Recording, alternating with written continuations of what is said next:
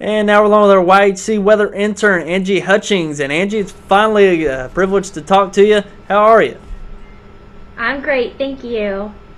And just tell us a little bit of something about yourself. I'm 25 years old. I recently got engaged this summer to the man of my dreams. We're getting married next May of 2012. I recently graduated from Southeast Missouri State University in Cape Girardeau, Missouri. My degree is in communications, and my focus was on environmental science.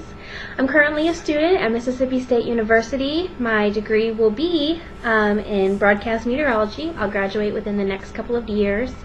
I love the outdoors. I love hiking and camping, and Colorado is my favorite state.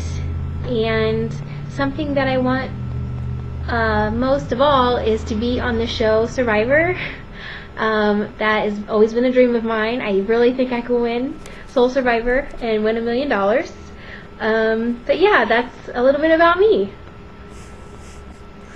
And as you said, you're studying meteorology, so what really got you interested in that field? Yes, I'm studying meteorology now at Mississippi State. I absolutely love it. I have always been interested in weather ever since I was a little girl. I actually was terrified with storms and tornadoes. They gave me nightmares when I was a kid, and as I grew older, I wanted to educate myself so I can be prepared if something like that were to happen to wherever I lived. And I became interested, and I decided I want to make a career out of it. I love learning about the weather, and I love telling other people about it. It's really awesome, actually. So yeah, that's how I got into weather, and I'm loving it. And as a casual observer, it really seems that meteorology is a very difficult field of study. So what's the most challenging? The most challenging aspect of meteorology is that weather is always changing, especially in the Midwest America. We have, actually in Springfield, Missouri. Springfield, Missouri is the top city in all of America that has the most variance in weather. In Missouri, we see snow, we see hail, we see wind, we see tornadoes, we see supercell storms, we see everything. And the most challenging thing is predicting that. Our weather is so variable, and it can change just like that. And meteorologists here in the Midwest, we have to be on the ball. We have to be on top of things always checking the models, make sure nothing out of the ordinary is happening. And if it is, we need to alert the public and let them know about it right away. So yeah, the most challenging aspect of meteorology for me right now is being in Missouri, where the weather is always changing and is very unpredictable.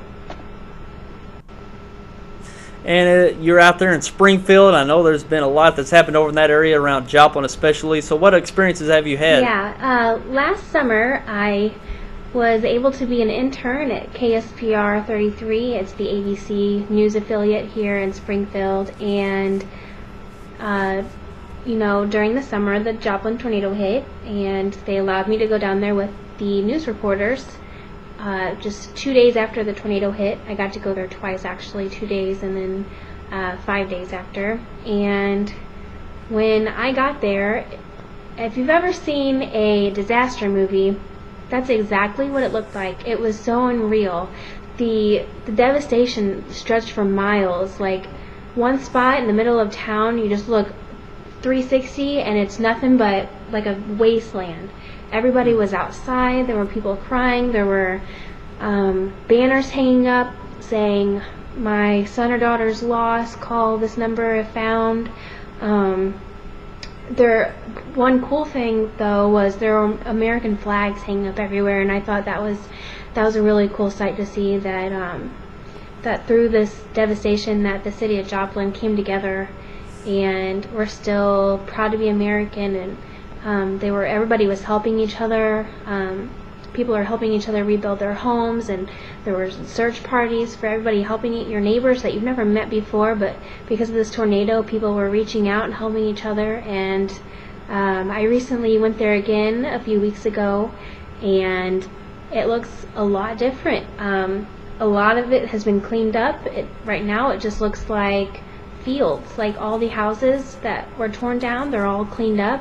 And Extreme Home Makeover was there last week, and as far as I know, they built 7 houses, something like that. I know Extreme Home Makeover was there last week and they helped out a lot, and just celebrities have been making donations, and it's really cool to see our whole nation helping out Joplin. So I'm really glad that I'm horribly upset that the tornado happened, but I am really glad that I got to see it, because it all puts it in perspective. It's very real. Tornadoes and thunderstorms, those are very, very real, and they're not a joke. Very serious, and I urge everybody to get a weather radio, and if there's storms coming, to turn on the news and see what's going on, because you always want to be prepared for something like that. It could happen again, and we all need to be prepared. Yeah, that's for sure. And you're well known for your interesting weather facts you bring to us each day on the weather. So how real are they? All of the facts that I give are real. There's an endless amount of weather facts, and when I see something, I think, that seems kind of fishy. So I research it, and if I find the evidence for it, then I tell you guys, because weather facts are my favorite thing. I just love statistics, and I love telling people about weather facts. Those are things that people usually remember. So if that's something I can teach somebody else, then yeah, I'm all for the weather facts. I love them.